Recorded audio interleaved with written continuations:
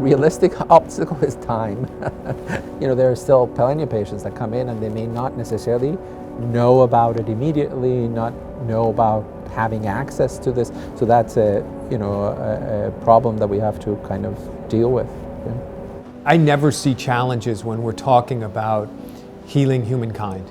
So if it's good for the patient, we do it, and those obstacles just disappear. I think it's so important to be purpose-driven. So this is a new kind of purpose we have, making sure that this particular age group in this very, very vulnerable medical condition is cared for appropriately.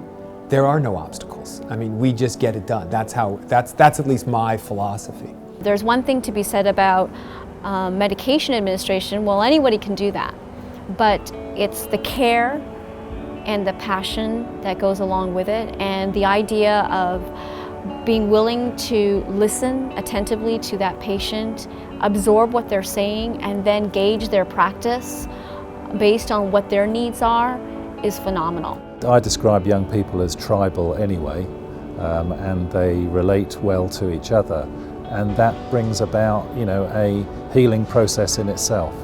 And we know that the emotional and psychological challenges of this disease are really important to address. It isn't just about the tumour, it's about the person. Without a program and somebody looking for these things to kind of forewarn you, the realization inevitably comes later. It's not something that somebody tells you.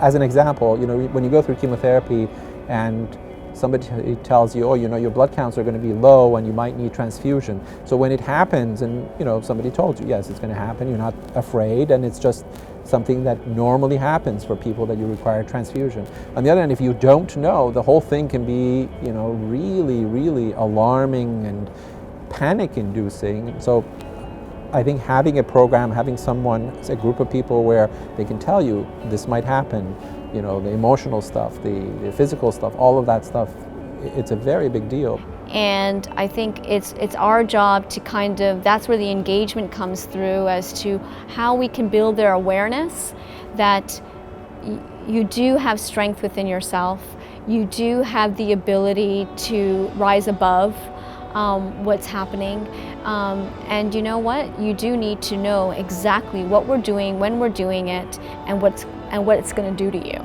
I find it incredibly productive for nursing teams and for doctors to have young people being treated together, because actually a lot of what goes on makes their job easier, because these young people support each other, they guide each other, they give each other advice, and there's stuff that a teenager and a young person can say to another young person that no doctor or nurse is going to be able to say in the same way.